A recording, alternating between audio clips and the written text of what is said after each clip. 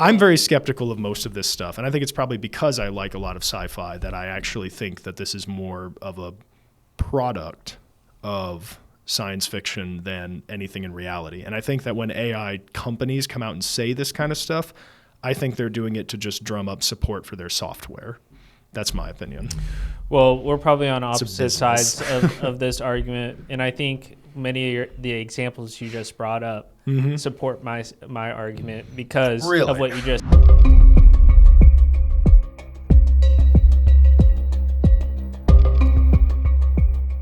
Hello, and welcome back to Send Me Some Stuff, episode number 12. 12, that's a big number. I can't believe we made it to number 12 here. I think this is going to be our first pod of the new year. I believe so, yeah. We didn't do one in January because we had one coming out right around the new year. Right. So now it's been about a month and our first one, and what a January it has been. It's been a very, very busy, because this is coming to the listeners on February 3rd, even though we're recording it on January 31st. So we've had quite the month to go over.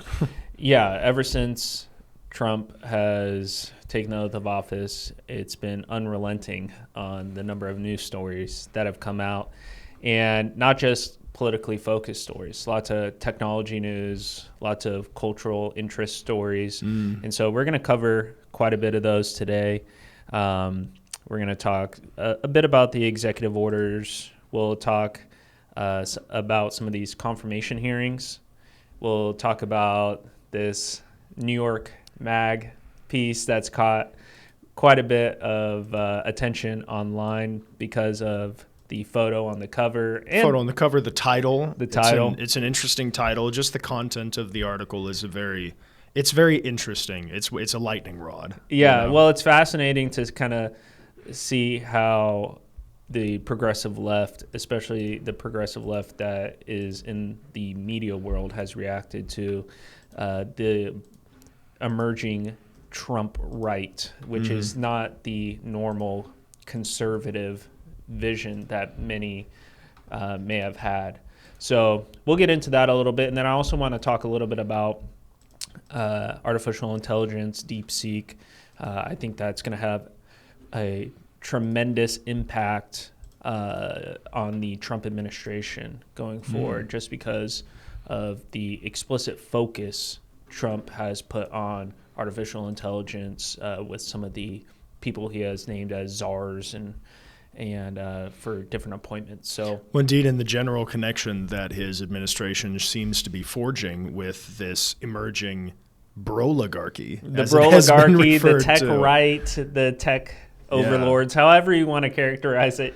Absolutely. It's a contention. There's a lot of tension between the MAGA base and the tech right. They say politics downstream from culture, but we have politics, culture, and technology that all seem to be increasingly just downstream from each other. Right. It's a three-body problem. We don't know exactly how this interaction works, but that's what we're here to untangle. Yeah, we'll talk about that. But one of the big things for us here at the Texan is we had our kickoff event. Absolutely. 89th session kickoff. 89th session kickoff. It's hard to believe we've been doing this now for 89 sessions. The Texans been working hard for the last 180 years. Yeah, well, maybe we'll be there one day, but here's hoping. Yeah. But this was our second kickoff event, and I thought our event, when was it? This week. Was flawless. It went great. We didn't really have any big hiccups or issues or anything. No, and if you've ever done event planning, you know that you always have hiccups and issues. Yeah. And yet the thing pretty much went off smoothly, which was very nice. The Texas Public Policy Foundation was very gracious to host us and allow us to use their facilities. Everybody who showed up seemed really interested in the panels. Our lawmakers gave fantastic comments about just all the big issues going on in Texas politics. I know you were running around quite a bit, but I was like a gopher, right? Yeah. So I was my job was just to run around and take care of all the little things that needed to be done. Make sure there were enough chairs on stage. There were water bottles ready to go. There were, Everything like that was being taken. People were being checked in, getting their name tags. Did you catch any of the panels? Was there anything in particular that someone said on one of the panels that really caught your attention, you thought was interesting? Well, I, like pretty much everybody else, did actually crowd into the auditorium to listen to a little bit of Speaker Burrows for his one-on-one conversation with, it was Brad, right? Mm-hmm. Yeah. They, from what I understand, had a very good conversation. Unfortunately, I didn't get to see the whole thing because, somebody had to be at the check-in desk. But I am very excited for when all of those panels are going to be hitting video and going on our website, as I'm certain all of our listeners are going to be, to see what their favorite lawmakers had to say about the big issues in the one-on-one conversations with Burrows, Comptroller Glenn Hagar, who I know Brad was very excited to interview, and Lieutenant Governor Dan Patrick. Yeah. All those were really great conversations, and once they go up on the site, I encourage everyone to go watch and listen. Absolutely. But we did have an after party. We did. That was really fun. Lots of movers and shakers you got to rub elbows with, which is always interesting because you get to sit in and hear some conversations that are always off the record. But I wanted to ask you, there was some food for us that was available. Yeah. Did you have a favorite? Oh, did I have a favorite item at piece of food at the after party? They had these little lemon meringue tarts. And I like lemon. As you know, I keep a box of lemon tea on my desk because that's like my mid-afternoon snack. Yeah. And there's lemon meringue tarts that they had with like blueberries and blackberries and raspberries. And blackberries, are probably above lemon as my favorite fruit. So that was really good, especially after a long day of being on my feet the entire day. That kind of sugar rush was really nice. It was really nice at the very end to kind of boost myself up a little bit. Yeah, you deserved it. Yeah, there was a lot of work that was put in. Absolutely. Maslin Jordan, our media and marketing manager, put so much work into this event, and it absolutely paid off. The entire thing went off totally smoothly, and it's one of those things where we're so happy we did it, and we're so happy we're done with it now. And now we can, the entire team can take a collective breather before the next thing starts, which of course we're going to have a lot going on this legislative session. Well, let's get into some of that. Starting off at the top, everyone who's listening, everyone who pays attention to politics knows there's been a flurry of executive orders. Mm-hmm. I want to talk about maybe one of the more controversial ones at the top here. There was an executive order issued regarding birthright citizenship, clarifying under the 14th Amendment. There is a section of the clause that says subject to the jurisdiction of. There is a argument that the Trump administration and many conservatives for a number of decades now have put forward that a illegal immigrant or an illegal alien in the country is not subject to the jurisdiction of the United States. Thus, if they have a child as an illegal alien in the United States, that child is not a citizen of the United States. Right. And thankfully, we had a border and immigration panel, and I got to ask this question to some of the lawmakers. We had a Democrat who was skeptical of this executive order being held up as it goes through the court process. But we also had Representative Chip Roy stepped in. Absolutely. Congressman. Which is very nice to have him there. Yeah, and he defended the executive order. And it's an interesting contrast to the different ideological factions within the United States, right? Someone like J.D. Vance, who gave a interview on, was it Meet the Press? I think it's going to be 2 weeks ago after this airs, where he defended the executive order as well when confronted with the idea that America is a nation of immigrants. Right.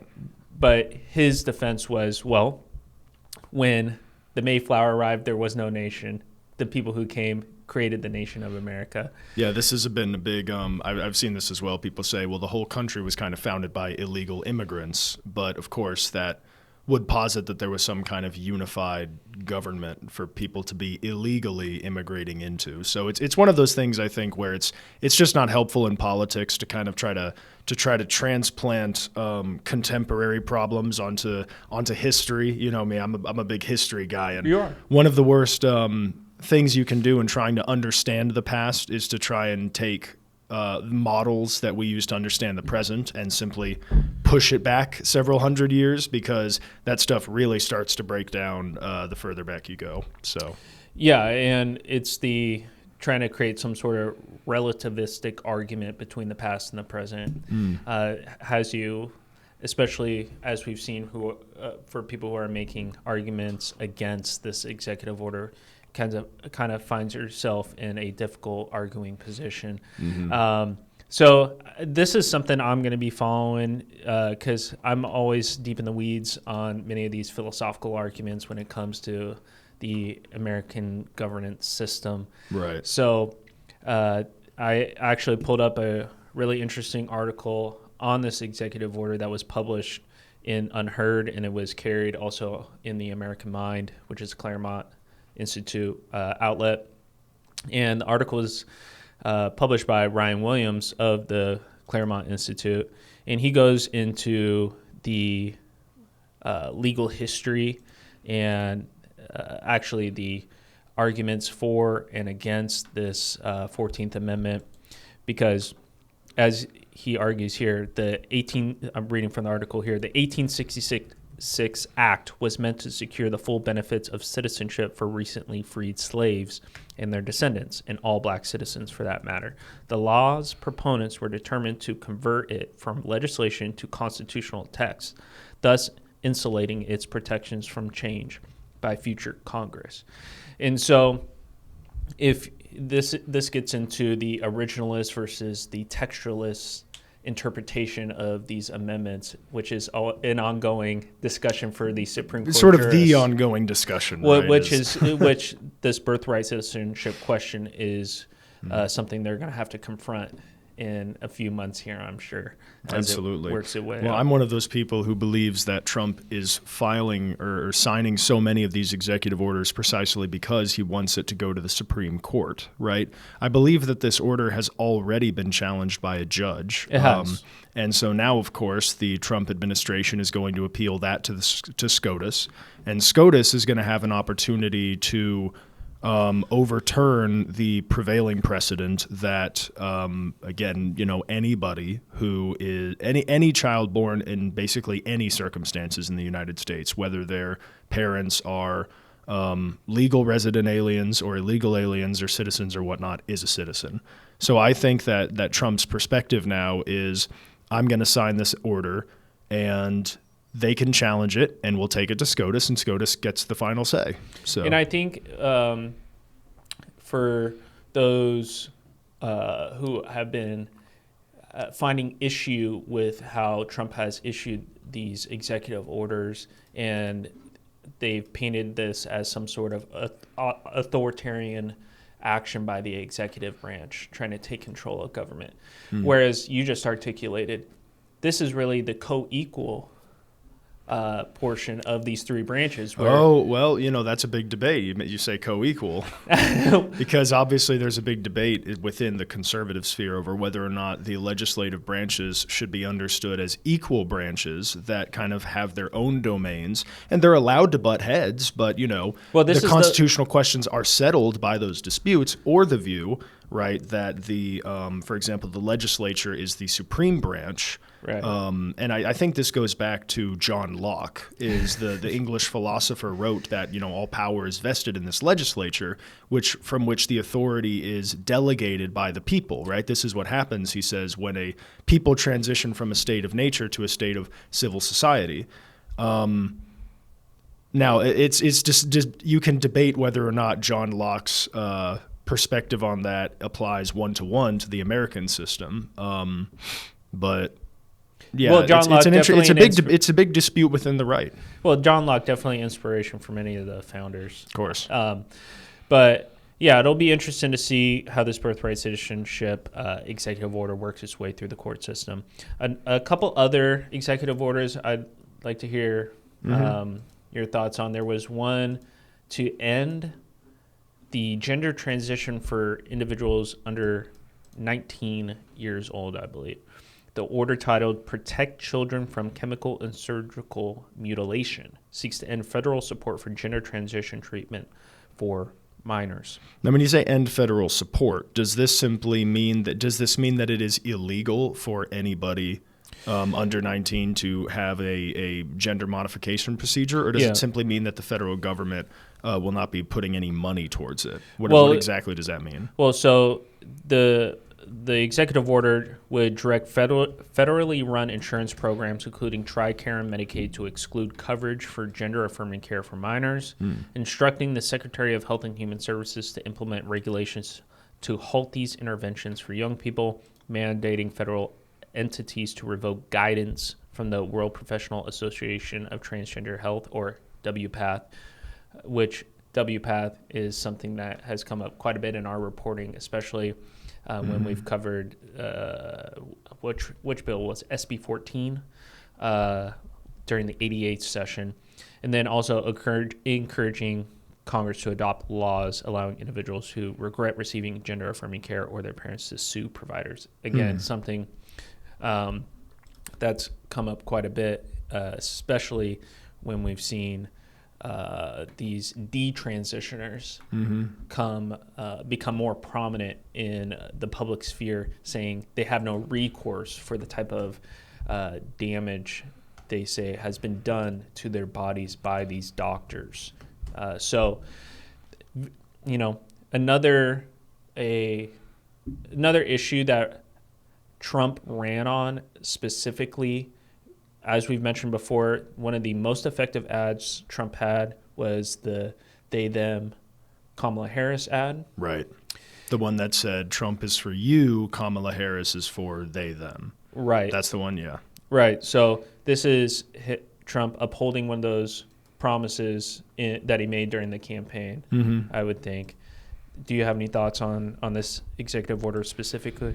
Well, so I remember seeing some people reporting it as, Trump bans transgender health care for Americans under 19, which is obviously that's not what happened. It's ending federal support for it, which is not the same thing as making the entire procedure illegal. One thing that I was curious about, though, is why it was 19 years old as opposed to 18, which is, the legal age of majority. So I don't know the exact reasoning for that. I don't know if it has something to do with healthcare law. I mean, age. I don't know if maybe 18-year-olds technically count as minors, and I don't know enough about the specifics of healthcare. It's obviously nobody really wants to think too hard about their healthcare plan, right? So it's always a headache, but. Yeah, I mean, it's one of these things where, again, I think it's going to go to the courts. I think that this is what Trump is. I mean, obviously, I think he would be very happy if his if his executive orders were just carried out without being challenged. I think he'd be happy with that. But I think he'd also be happy if they were being sent to the court so that in his mind, the court can overturn what he believes to be bad precedent, which a lot of people within the Trumpian sphere believe to be bad precedent. Of course, Justice Clarence Thomas has a lot of cases that he thinks were improperly decided that he would want to overturned. So I think that's what I think of that. Yeah, but there's another executive one, order that is, sorry, go ahead. Yeah, related to establishing there's only two sexes. Absolutely, yeah, establishing that male and female are the only two sexes recognized by the federal government. It's one of those things where sometimes, you wish you had a time machine. I wish I could go back to 2012 and be like, just so you know, this is going to be a controversial issue. It's just one of those things how you really don't know what's coming around the corner. You know what I mean? It's one of those things that shows how, especially in the information age, how fast the issues can change. Well, I only think it's controversial for a small majority of the Democratic Party, but for some reason, we've seen the Democratic Party attach themselves to the increasingly fringe ideas that have become a part of their platform, and we saw it with the Kamala Harris presidential campaign. Did not help her get elected. And we've seen people arguing that the Democrat Party needs to get rid of the woke.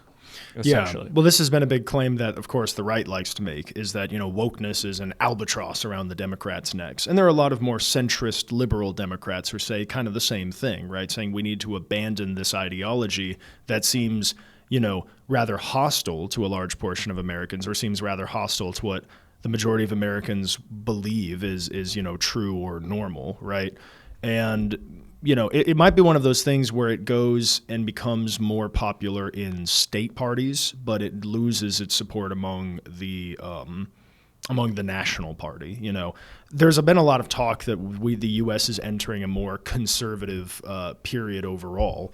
Nate Silver, had a Substack post talking about this called, are we entering a new conservative golden age, right? And it's interesting because Nate Silver obviously, got his start during the Obama years. If I recall correctly, predicted, I think it was every state for the 2012 election, which made him a very, very famous guy very quickly.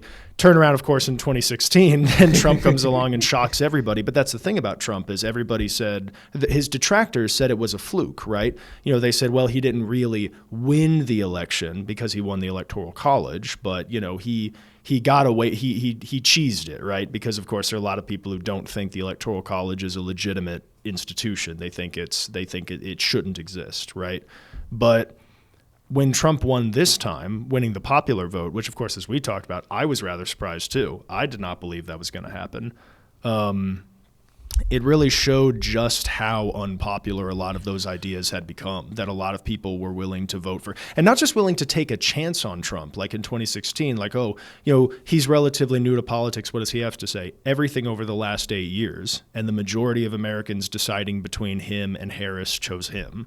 So it's interesting to see this kind of stuff, make it into the executive order and, of course, possibly into the court, because I think it does represent a very real shift away from the much stronger progressive cultural ideology that peaked, I'd say, in 2020, right? Very strong at that time. And over the course of the Biden administration, just seems to have declined, for lack of a better word, and just gone down over time. Well, I think that's going to the direction of the Democrat Party is something I think a lot of people are going to be paying attention to over the course of the next 4 years, really in the next 2 years when we have midterms. Are they going to pivot on the focus on wokeness? Mm-hmm. I sent you a clip earlier today about DNC chair candidates all blaming sexism and racism for Kamala Harris's loss. So it doesn't seem like they're that willing to get rid of those things. But we have seen maybe some elected officials trying to pivot away from that. Mm-hmm. You've seen, for example, John Fetterman, Democratic senator that a lot of Republicans really didn't like John Fetterman. And now he seems to be a lot more, I think, willing to reach across the aisle than people expected. And I think my personal prediction is that kind of politics is probably going to reach across the aisle on very specific issues. Yeah, but high-profile issues that matter a lot to conservatives. For example, Israel. That's a very big high-profile issue that matters a lot to conservatives. Is he going to vote to confirm Tulsi if she gets to the floor? Is he going to vote to confirm RFK when he gets to the floor? I guess we'll have to wait and see. Is he going to vote to confirm Kash Patel when he gets to the floor? Do you want to talk about the confirmation hearings, Cameron? I think we should get into it. I think that's a good idea. One of the most controversial of these confirmation hearings, they all seem to happen this week. There was, like I mentioned, RFK Jr., Tulsi Gabbard, and Kash Patel. RFK Jr., as everyone knows, ran for president 2024. Dropped out a million years ago. Well, when he was running, tried to run as a Democrat. They wouldn't allow him to challenge Biden, so he ran as an independent. He gained quite a lot of popularity among a very specific segment of the electorate. There were people who thought he'd be a spoiler candidate for Trump, that it would deliver Biden another win because RFK was supposed to siphon kind of like a Teddy Roosevelt situation, right? Where the majority of people would have voted Republican except for the fact that they split. So, well, and then once it became clear it was just going to be Trump versus Biden and then Harris, RFK drops out of the race, endorses Trump. A new movement called MAHA emerges to coincide with MAGA. So there's these two movements happening simultaneously, and Trump had said RFK is going to be part of his cabinet. It wasn't very clear what it was going to be. Came to fruition as his nomination to Health and Human Services to be the secretary. We had the hearing in front of the Health Committee in the Senate this week. Quite a number of viral moments. I think quite a number, yeah. I think the most viral moment was Bernie Sanders. Oh, you think it was Sanders? Well, I'll tell you can bring up yours, but the Sanders one, when Bernie Sanders is questioning RFK about his work with the Child Defense Fund, Children Defense Fund, and Bernie Sanders had a poster board of baby onesies that said "No vax, no problem" sort of thing. And just the back and forth of Bernie Sanders yelling at RFK Jr. with giant pictures of onesies behind him was a sight to see. Bernie Sanders is kind of a meme machine, right? He has a very strong support among a small number of people that are very online and are constantly making memes about the guy. He's a very idiosyncratic politician. I mean, we were just talking about this in the office the other day, right?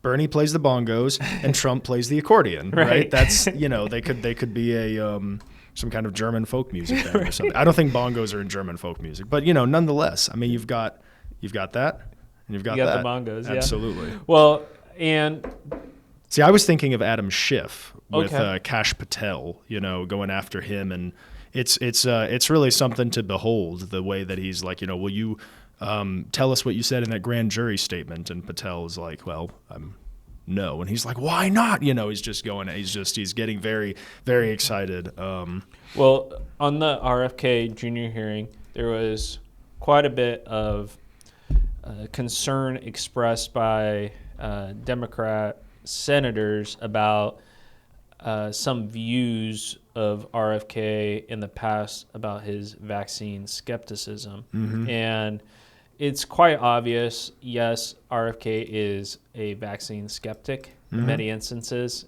But during this hearing, you can see how he moderates his views in order to attempt to be confirmed through first the hearing and then on the floor saying, I support vaccines. Well, as everybody would. I mean, anybody, it's a job interview, right? He's not going to be going in and saying every single, single skepticism he might have that might cause enough senators to not vote for him. So, well, that's the entire thing about these Senate confirmation hearings is you have to understand the game of politics. Like many of these cabinet picks, especially the more controversial ones, have said things on podcasts and interviews and things that got them popularity with the base of people that help them get into the position that they are. But once they're in front of these senators, they have to play the game. right. And they have to say the right thing in an attempt to be confirmed. And so someone like RFK, he's caught some strays from people on the conservative side of things for maybe some of the things he said about health and nutrition. But if there's anything, I said this the other day, if there's anything he has been really good on is skepticism of government pushing vaccines on people, government lockdowns, especially during COVID. So that in the COVID period, really, you can say red-pilled a lot of people. Well, it's kind of a reset button, I think. I think in my opinion, what we've had in the last 8 years was there has been a political realignment, and that realignment revolves around like a view of politics as something kind of technocratic, where you have to have your academic, credentialed, competent, professional people who are put in charge of things and run them efficiently, versus the view of the more sort of populists who believe that these credentialed, professional bureaucrats are running everything into the ground. I mean, you have people like RFK Jr., who is skeptical of, he's skeptical of a lot of like mainstream vaccine science, skeptical of the pharmaceutical nutrition industry. science, the pharmaceutical industry. Tulsi Gabbard, who I believe also, right, she did used to be a Democrat. I'm not making that up. She was the vice chair of the Democratic Party. Well, that explains it then. And she's like a foreign policy skeptic, right? Yeah. She's very skeptical of this idea. I mean, during her confirmation hearing, they were asking her, "Oh, do you have ties to Bashar al-Assad, the former dictator of Syria, now former actually. Now he's hanging out in Russia, I suppose. Do you have ties to Vladimir Putin?" I believe she was accused of having ties to Hezbollah. And she said, "I just hate al-Qaeda." And so she's willing to work with, and this is something Trump did as well, actually. There's a willingness to work with people that are kind of perceived opponents in order to get at a worse enemy, right? So kind of the enemy of my enemy is my friend situation. But they're all skeptical of these kind of mainstream narratives. They're all populists in some sense. They're all trying to have they're all trying to overturn a prevailing precedent. Overturning prevailing precedent might be the theme of the entire Trump phenomenon. Yeah, outsiders having a voice. Exactly. And, I heard it articulated in the context of Tulsi and her skepticism of the intelligence agencies and the military-industrial complex as she is in support of the war on terrorism. Mm-hmm. She disagrees with how it's been conducted as a war for terrorism. Yeah.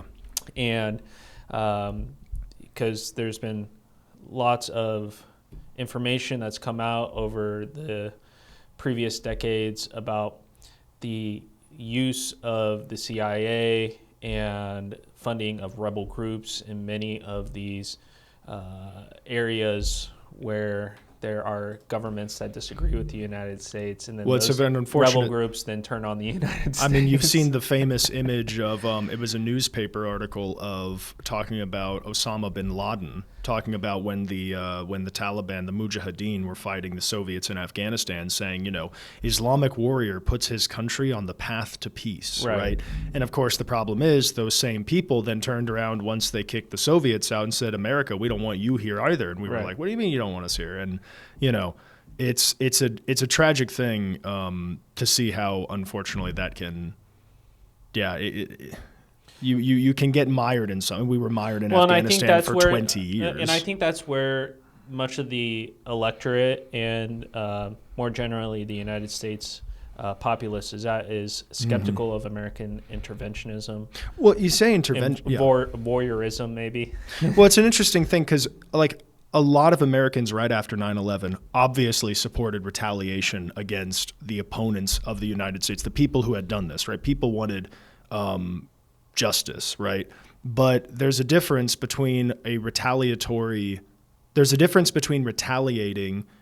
with a show of force in order to ensure nothing like this ever happens again, and getting bogged down in a 20-year quagmire, right? That's Correct. A total difference. There's a difference between something like the Iraq War, where a lot of people said, what does Saddam Hussein necessarily have? And that's Tulsi Gabbard said during her confirmation hearing. She called the Iraq War a mistake. Remember when, Trump was one of the first Republicans in the mid-2010s to come out and say the Iraq War was a mistake. And now this has just kind of, I think, become a mainstream view. I think there's only a small number of more pre-Trumpian conservatives who will maintain that the Iraq War was not a mistake. It's amazing to see how, considering the fact that it was rather popular at the time. I mean, there were a lot of protests, but at the same time, support for Bush was rather high. Yes. And now I think there's almost nobody who likes it, whether you're a Republican or a Democrat. Yeah. So, well, I wrote an entire newsletter quite a few, probably 6 or 8 months ago. Worth reading, like all your newsletters. I think it's called "How to Be Anti-War," Mm-hmm. and where I get into some of these ideological differences on the right in regards to foreign intervention. I encourage people to go check that out. But one thing left to mention about these confirmation hearings, the Kash Patel hearing in front of the Judiciary Committee, that was very interesting to watch as well. I believe it was the Judiciary Committee, right? Do I have that correct? I'm trying to think off the top of my head here. Let's see. But Kash Patel, obviously. Yes, it was the Judiciary Committee. Okay. Kash Patel up for FBI Director. Mm-hmm. And again, someone who has made a number of controversial, you could say controversial, controversial, I think, it's an objective. It's true. It was controversial, but the problem is that a lot of people in media use the term controversial as a pejorative. For them, the fact of a controversy is a point of criticism, even when it shouldn't be.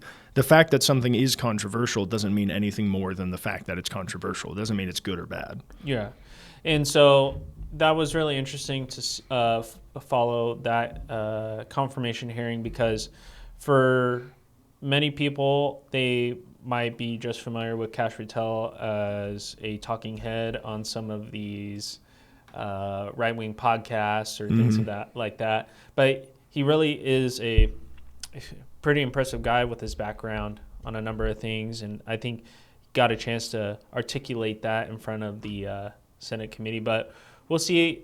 Again, another one that's going to be tough to confirm possibly, but especially since there are many quote-unquote establishment Republicans that remain in these Senate positions that still believe in upholding the FBI to a certain degree. And if anyone's come out and criticized it, they see them as outsider enemy, someone who can't be brought into the fold. Yeah, they put a lot of prestige on the institutions and the way that they've worked, whereas actually that's really the right word for it, isn't it? It's not populist or like anti-elitist. I think anti-institutional is the best way to describe Trump's coalition. Patel, Gabbard, Kennedy, Trump himself, they're all very anti-institutional. They believe that the way that they believe that these organizations are, need to be kind of scrapped and started over effectively, a hard reset.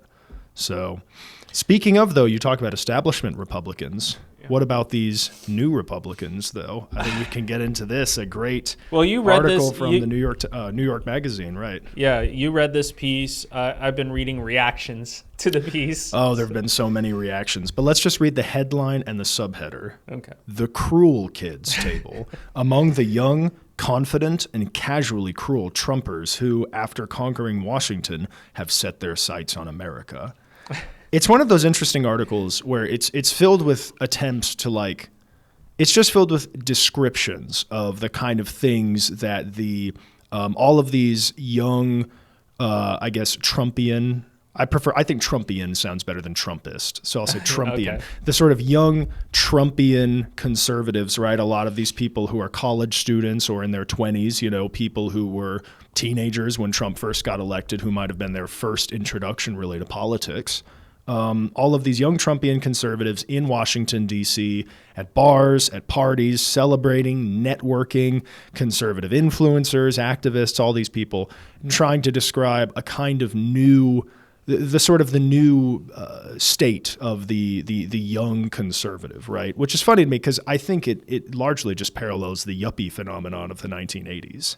All of these young people making a bunch of money, being conservative, voting Republican. Well, I think what's interesting about this new Trump faction, the Trumpian coalition, is it's comprised of so many different types of people, not just ideologies, but just personality types. Right, and that's why it's anti-institutional. That's what the coalition is. I mean, you can have a hardcore, you can take, for example, hardcore Roman Catholic conservative Christian who, believes that Trump is good because he is going to, all of them view him as, I guess, a wrecking ball. And they all believe that once the building has been demolished, they can kind of swoop in and rebuild it, right? Because how does somebody like, R.F. Kennedy Jr. and somebody like, these hardcore social conservative, what do they have in common? Kennedy Jr. is not a social conservative. He's still liberal on most of these issues, but he aligns because precisely of that anti-institutional. Yeah, and thing. I think people, at least in this new burgeoning right faction, are willing to say, okay, there's these 20 issues. If we can get ourselves aligned on 4 or 5, we can get along. Well, it's like the fusionism of the 1960s, right? You had all of these, because there wasn't a conservative movement in the United States really until after World War II. Well, fusionism has been tried quite a bit. The Rothbardian Buchananites getting together. No, those guys are outside of fusionism. Those are way out over here. No, I'm saying that we didn't have a conservative movement as like a unified ideological thing in this country really until after World War II, and really until like after the 1950s, right?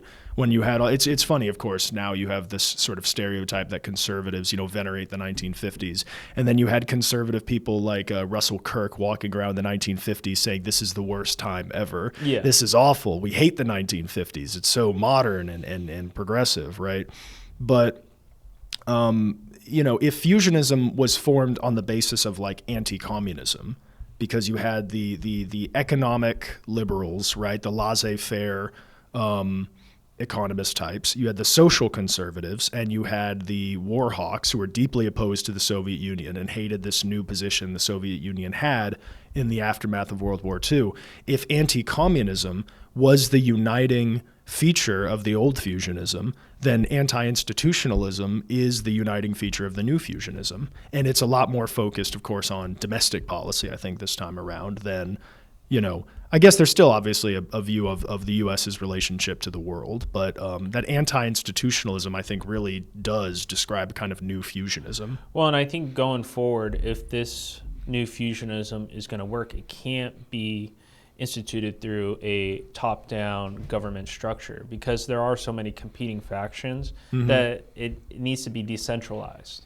Yeah, there is nothing like what the old fusionists, of course, had National Review, which wanted to be the gold standard publication for, the gatekeepers of conservatism, right?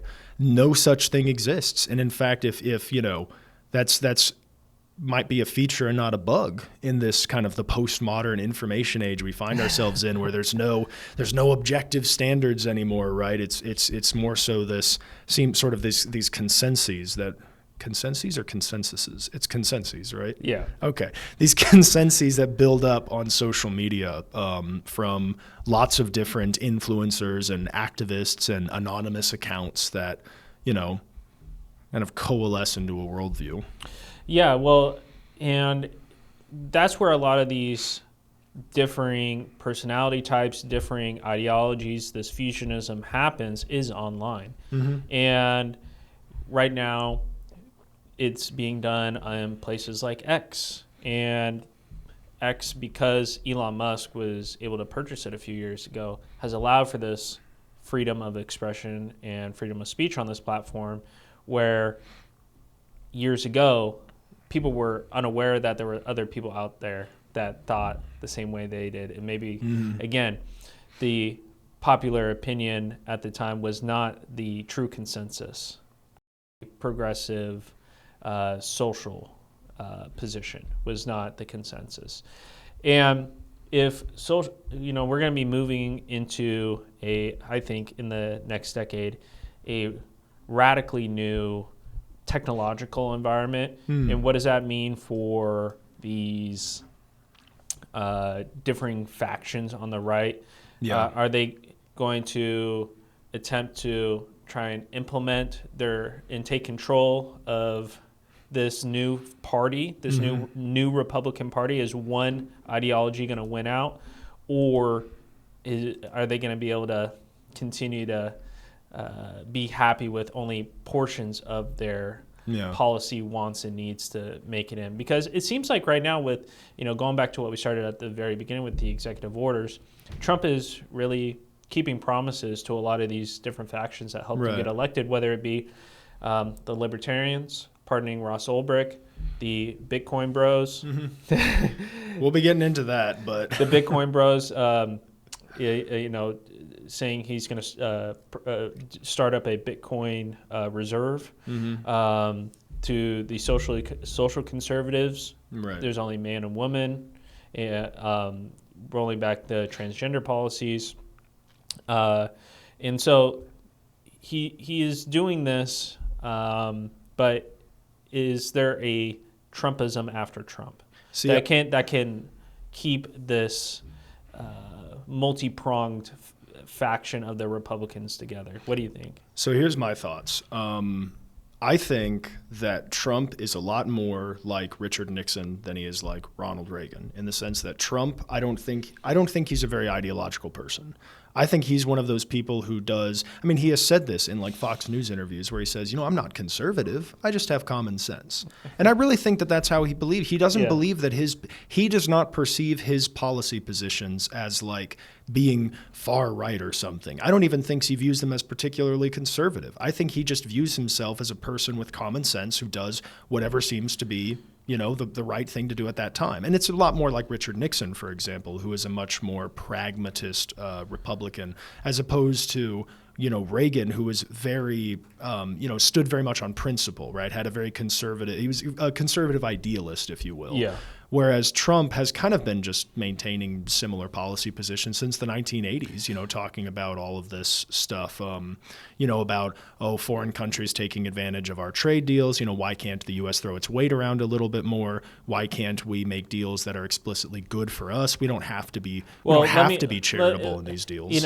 I think when you say Trump's common sense, I think it's really a philosophical pragmatism that is core to the American ethos, which has helped build what the not just industrial base, but the culture that we have. This work ethic is rooted in a pragmatism, a common sense nature, and what Trump probably unconsciously understands how to do is sell the idealism, sell the dream, but operate in a pragmatic, common sense way. And interesting. It's a hard balance to strike, obviously, but we'll see if there'll be a way to articulate that vision for the next generation, especially since it seems like someone like J.D. Vance, who has done very well on confrontational interviews, is he able to sell the dream to the electorate to be elected, but then also act in pragmatic faction? Well, sorry, go ahead. No, I was finished. Well, this is what I think. You asked us, is there a Trumpism after Trump? My mentality is to say that the Trump coalition will not last after Trump, basically, like the specific coalition of factions, because Trump kind of doesn't really belong to any of them. He kind of stands above the whole thing, right? However, if Trump, when Trump eventually steps away, it's going to be the members of the factions themselves competing to see who's kind of going to be in charge, right? And I think this is, I know I've said this before about Trump, but like Trump is kind of all things to all people, right? You can look at Trump and you can imagine that he supports whatever it is that you believe in, right? So I think all these people attach to Trump specifically because he's a pragmatist who is basically willing to work with anybody. But I think what Trump is going to have a long-term effect on, Trumpism might not survive as an actual political movement or as a coalition of specific like factions, but it is going to survive as kind of a like a style of politics, right? And it gets back to this article about the Cruel Kids table, because it's this kind of like, Trump, you've heard it described. Trump is a poor person's idea of a rich person, right? If I was a billionaire, I'd have a penthouse apartment made of solid gold, right? I'd have, I would do all this stuff. This is how I would do. I would spend my money on these outrageous things. But he's also, he has an apartment made of solid gold, and yet he also buys McDonald's to host for dinners at the White House. Well, that's right? why I think Trump is a unique political figure, and I don't necessarily think the Trump style of politics is what people think the Trump style of politics is. Let me explain what I mean. Go ahead. Trump's style of being confrontational, making hyperbolic statements, making outlandish claims about things, really being upfront with political opponents, nicknames for people. I think that only works for Trump, that style. But what his actual style is just authenticity. Is he's just being himself, where people have tried to mimic that same Trump style, it comes off as inauthentic, incredibly fake. And so moving forward, I think is what people are wanting is the authenticity of the person in front of them, which is why someone like RFK Jr. was popular, is because he didn't have that Trump style, but he had the Trump style in that he was authentically himself. See, it's interesting to bring up authenticity because I think you're right. Because when you see Trump doing stuff like eating his McDonald's with the other future members of his cabinet, or when you see him dancing to YMCA, or talking about Arnold Palmer or why he thinks pilots are all handsome or whatever, that's just him.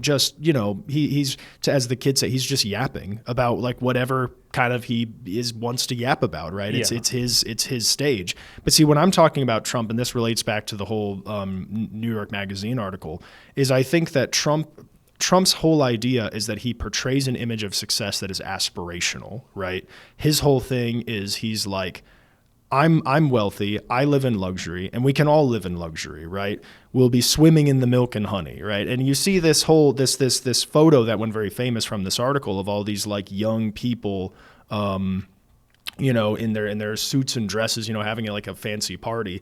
There's a line in the article which says many of the people at this party are hot enough to be cast in the upcoming American Psycho remake. Which is, first of all, why are you remaking that movie? But second of all, it's a subtle dig, of course. It's not a subtle dig, but it's also making a point that it's like, and you see on X, you see people saying, why are you criticizing these people for being young and wealthy and attractive? Shouldn't this be good? Shouldn't this be a goal to strive for? While a lot of people on the on the left view it as like unfair to be privileging for these people who they perceive, of course, as being privileged. They say, why are we giving them even more attention or treating them as like a normative standard, right? Whereas the right, a lot of people on the right are saying because the aspiration is what drives people to succeed. Exactly. And so that's one of the biggest things I think about Donald Trump, is because people view him as authentic. And they also view his, it's like everything he touches turns to gold, right? I'm not saying that that's actually true, but I'm saying that that's definitely that's what a lot of Trump supporters believe about him. Right. Everything he touches turns to gold, and people want to, they like gold. Well, that's why I don't think the Trump style is going to be able. People are going to be able to replicate it, but what they can replicate is the authenticity that he presents. J.D. Vance, as you mentioned, as somebody who kind of has a rags to riches story, growing up in poor rural Appalachia to becoming a very wealthy, successful man, he also has that kind of authentic, aspirational ethos to him, I think. Right.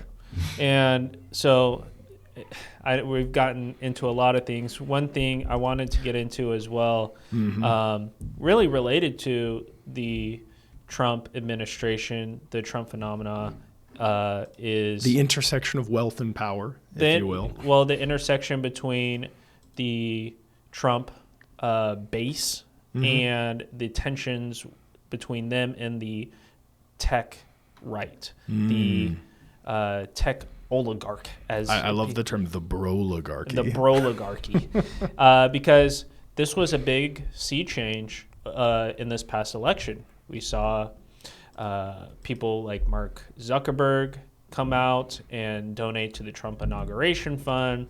We saw at the inauguration itself, Mark Zuckerberg with also the Google CEO, with Jeff Bezos, with Elon Musk, number of tech billionaires being supportive of Donald Trump. And what are these tech billionaires interested in?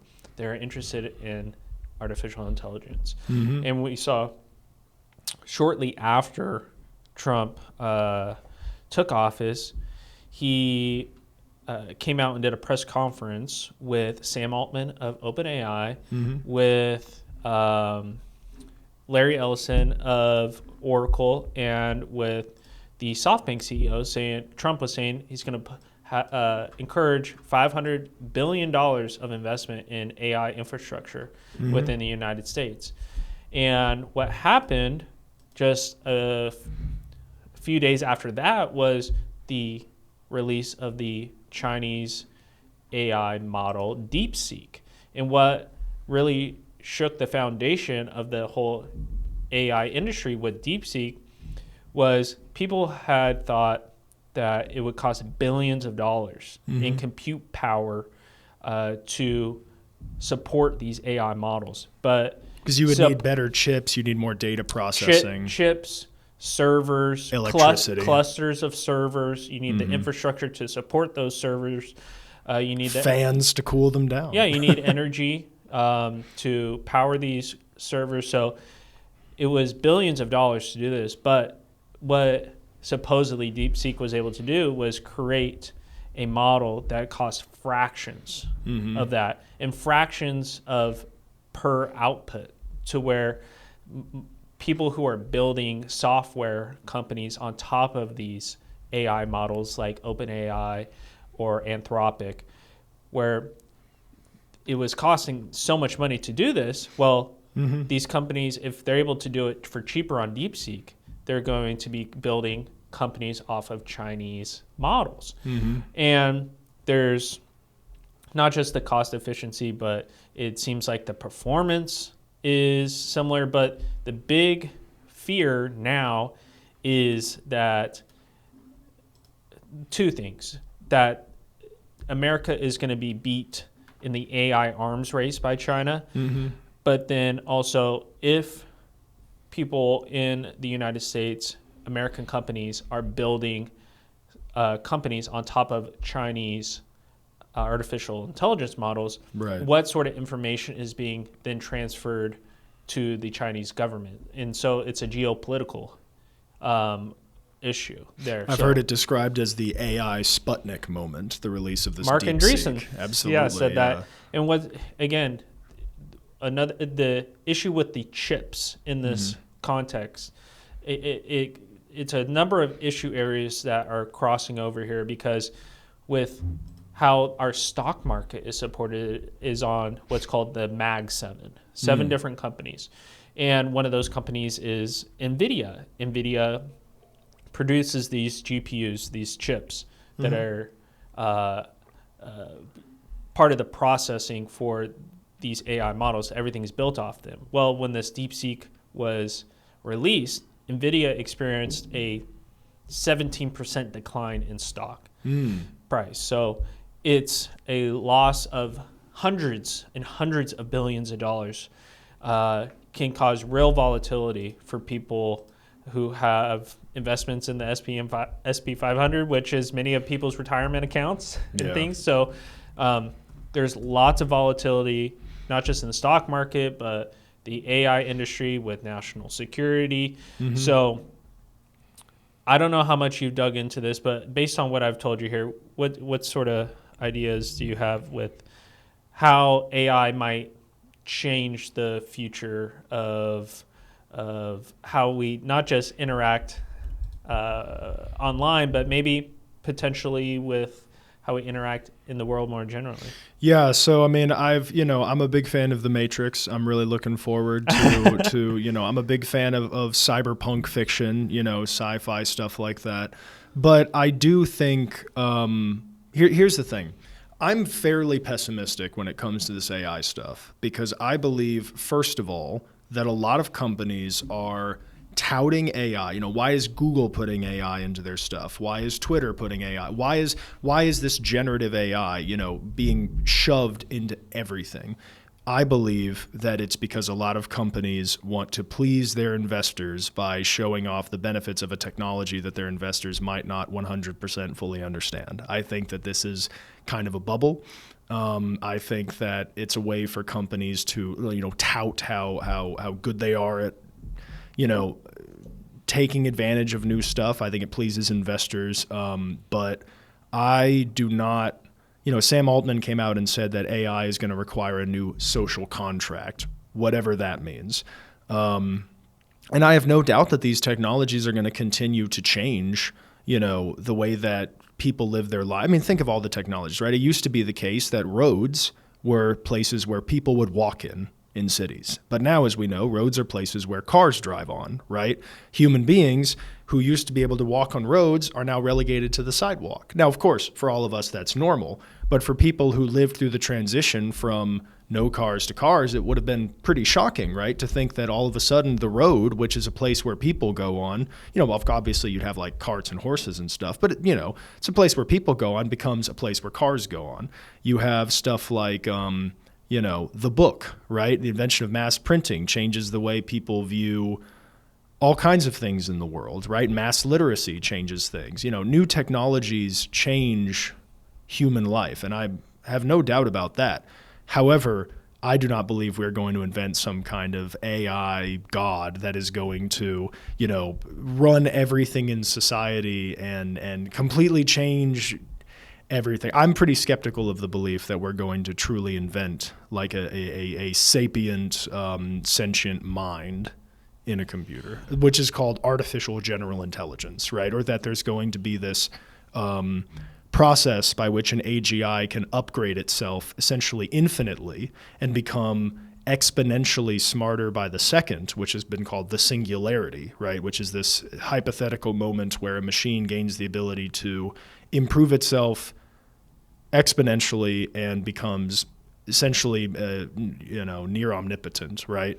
Well, I'm very skeptical of most of this stuff. And I think it's probably because I like a lot of sci-fi that I actually think that this is more of a product of science fiction than anything in reality. And I think that when AI companies come out and say this kind of stuff, I think they're doing it to just drum up support for their software. That's my opinion. Well, we're probably on opposite sides of this argument, and I think many of the examples you just brought up support my argument because of what you just said with the printing press was a revolutionary concept at the time, and it's become incredible, and it's radically changed our societies in the generations after that, and now it's just normal now. Same thing with the creation of cars and the internal combustion engine.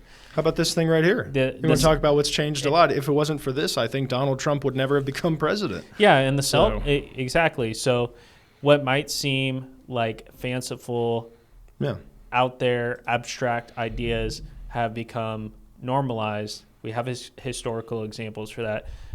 We could see the same thing with AI. As it is slowly introduced into our daily lives, it grows in its use, and it just is part of something that we use every single day. And and I have no doubt that it's going to be used every single day. I mean, you already have something interesting I like to read about sometimes is how a lot of young people don't really understand how computers work. And trust me, I'm going somewhere with this. Okay. But it's there's a lot of young people who don't know what a file directory is. They use these very intuitive systems like what you have on the Apple environment, Mac OS or an iPhone or smartphones that are designed to be super user friendly. But if you were good with technology in the 80s or 90s, you knew how these things actually worked, right? You understood the process behind a computer. Whereas for a lot of young people growing up now, the actual way that computers work is very opaque. They understand what to do, but they don't know why it works or how it works, right? That's exactly right. Well, that's the reason why I'm making my argument that I am. And I'm agreeing with you because I think that AI will make these things so much more intuitive. I mean, to the point where a phone might just be a box you speak to and it speaks back to you, and you won't actually understand how any of it works. It'll be very mysterious. There's the science fiction author William Gibson was once asked in an interview. He wrote a very influential novel called Neuromancer, which is also what coined the word cyberspace. This author, very important guy for. I can talk if I try really hard. Very important guy in the world of computer information technology, yeah. But he was once asked in an interview about the future of computing, and he said, I don't know if our grandchildren will know the difference between what is a computer and what is not a computer, because he said he believes computer technology will be essentially in everything, right? It's called the Internet of Things, this idea that every object you use will in some sense have some computer technology. There will be no analog technology anymore, right? You'll have your smart fridge, your smart home, your smart how many things operate thermostat. Already. Right. So what if there's an Internet of Things of everything? But the difference is, of course, I don't believe we're going to have AGI. We might have ASI. The biggest problem in my mind... All the arguments you're making are supporting my argument. No, I don't believe it. I don't believe it. I mean, maybe if every piece of technology in the world gets connected, it might resemble a mind. But again, I believe it's more likely people will start to confuse artificial specific intelligence for artificial general intelligence. Like you already have people who think that ChatGPT is a living thing. The people who think, like there was one engineer at Google who actually started saying he believes that the AI that Google was working on is a real, like, living being, essentially, even though it's just spitting out, it's spitting out words based on probabilities, I mean, ask ChatGPT to write a poem. It sucks at doing that. Well, why don't I'll tell you that DeepSeek? much. Maybe that will. And we don't have time to get into all these deeper questions of object-oriented ontology or anything. But we do have time actually for one last bit, which I want to point out here, which is all the stuff that I'm saying about how, I think that this is all, I in my mind, it kind of comes off a bit as quackery, right? And my attitude is, if it quacks, then it's quackery, right? That didn't work. It's like it walks like a duck, quacks like a duck, then it's quackery. But that being said, the AI stuff is part of the same anti-institutionalism that is firing the rest of the Trump coalition, right? It's the same exact people who come, like when Sam Altman says, we're going to have a new social contract for this technology. This is brand new stuff. It's going to change everything. It's a very Trumpian attitude. It's the Silicon Valley attitude that you used to describe in the term move fast and break things. And that Silicon Valley attitude is very Trumpian. There's a split even between the AI evangelists within the Silicon Valley, within the Trump movement, because there's people who believe it should be centralized within a few companies, and then there's some people that think it should be completely decentralized. And the people who believe it should be decentralized have been winning out with Trump, especially with the appointment of someone like David Sachs to be the crypto czar. Crypto czar, there you go. But terms that, I wish I could go back to somebody in 2012 and be like, we're going to have a crypto czar? And be like, what is that? Like a Bitcoin? What? I can't even buy a pizza with a Bitcoin, Imagine. But well, we're wrapping up here. It's been a fantastic episode. We've gotten into a lot of different things. If you enjoyed listening to us on Send Me Some Stuff, like and share the podcast with your friends. And if you have anything interesting, send us some stuff. We're always interested to hear from you. So anything for the people, bro? Anything for the people, everything for the people. Everything for the people. All right, we'll catch you guys next time. Thank you very much.